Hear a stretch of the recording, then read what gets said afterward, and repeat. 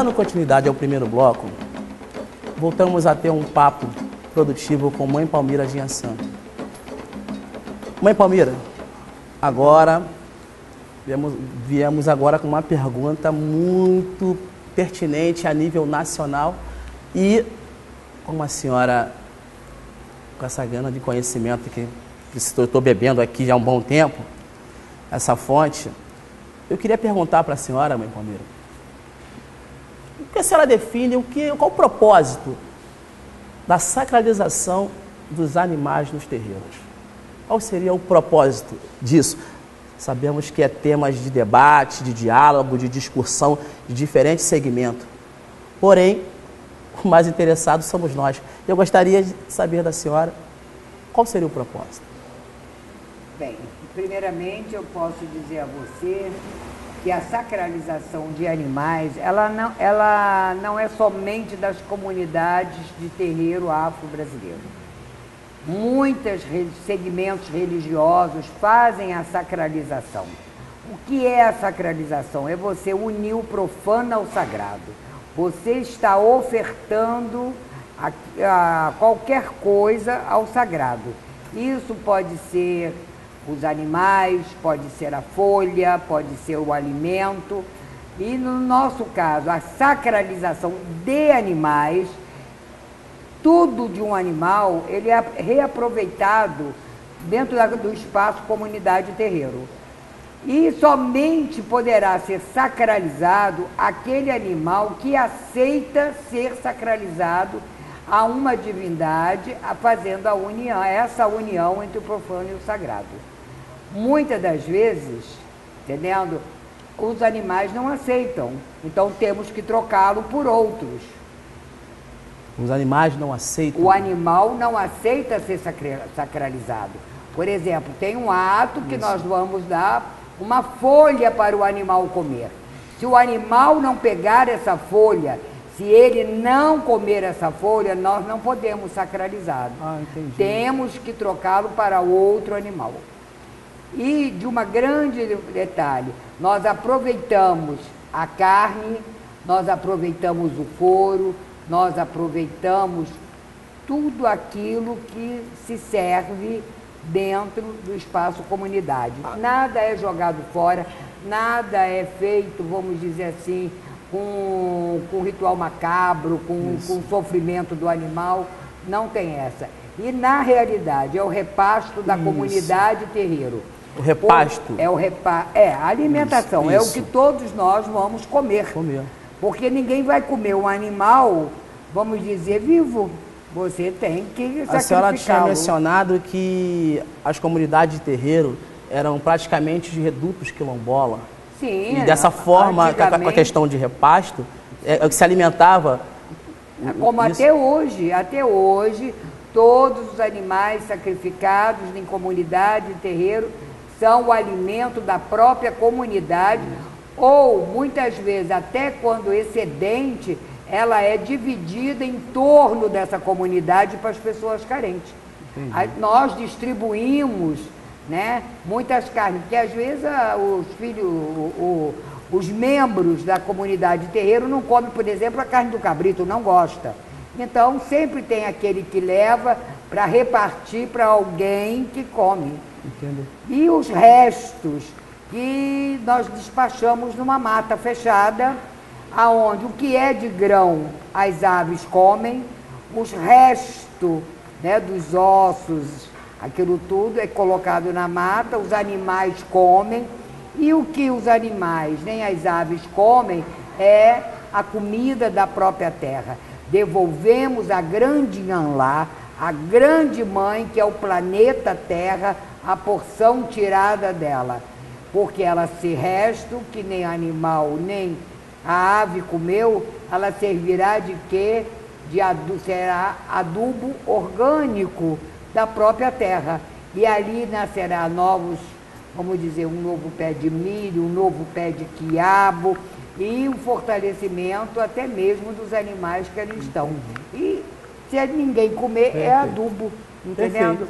É uma parte que vamos dizer para você. Então, a sacralização ela vem desde a era hebraica, dos hebreus, entendendo? Ela está contida em muitos segmentos religiosos. E mesmo assim é motivo de um debate amplo, Com de certeza. decreto e Sim, organizações sim. e tudo mais. Os países árabes são os maiores importadores de frango, de carne de frango do país. E eles exigem que esses animais sejam sacrificados ao leste, à nascente do sol. Todos têm que tomar banho de purificação, se vestir de branco, orar em direção a Meca e fazer seu sacrifício em direção a Meca. Meca, ela situa-se, vamos dizer, à nascente do sol, a leste. E o país presta toda essa reverência para poder exportar a carne de frango para os países europeus de origem muçulmana e islâmica. Perfeito. Então, fazem um ritual, entendendo? Para eles poderem comer. Perfeito. Entendendo? Eu não Como podia... isso, como é desde a época dos primórdios da humanidade. Eu, né? eu não poderia deixar de também já pegar um gancho de um outro tema bastante polêmico, né?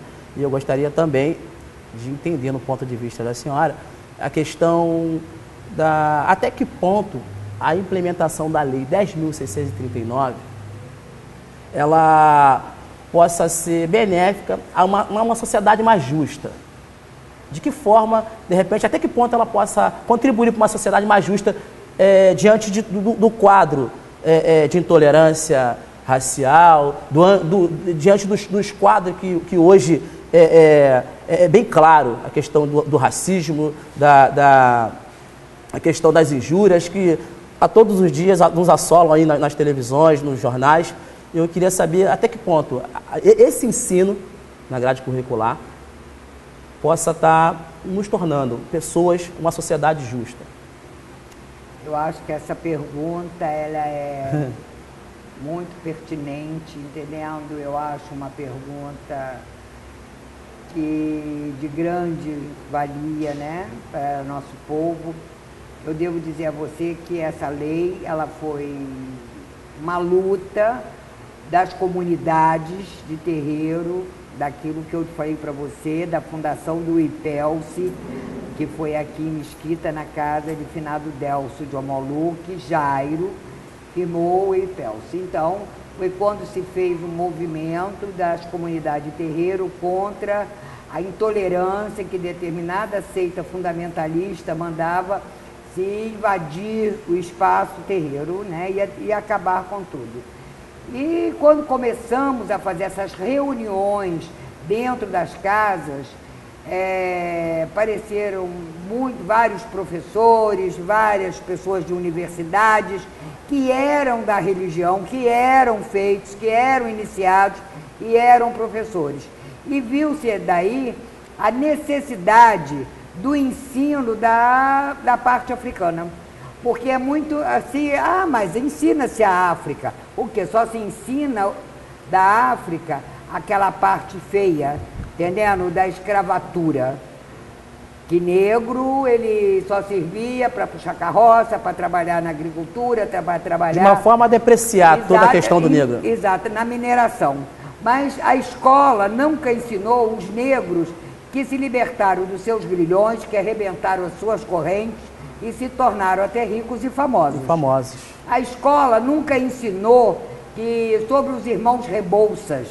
Os irmãos Rebouças. Porque você tem o Túner Rebouças, que eram dois irmãos negros, engenheiros, que fizeram o Túner Rebouças e que também fizeram a ferrovia no Paraná, que corta toda a serra, entendendo? E é uma das obras, vamos dizer assim, uma das 7 maravilhas de obras arquitetônicas de engenharia do mundo, e foi feita pelos irmãos Rebouças. Esses irmãos Rebouças utilizaram a mão de obra indígena e escrava, mas tinham a condição para eles fazerem essa ferrovia. Exatamente. Tanto indígenas quanto os escravos teriam que receber salários. Isso a escola não fala. Você não aprende na escola, né, quando você tem o primeiro grau, sobre João Cândido, que a Marinha do Brasil se curvou perante a revolta tenentista do João Cândido. Você não ensina.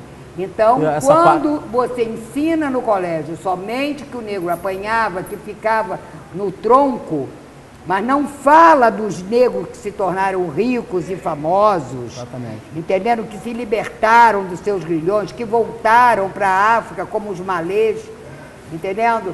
Aí aquela criança, ela é motivo até de quê? Do bullying do próprio colega. Olha, você nasceu para ser escravo, você vai puxar carroça.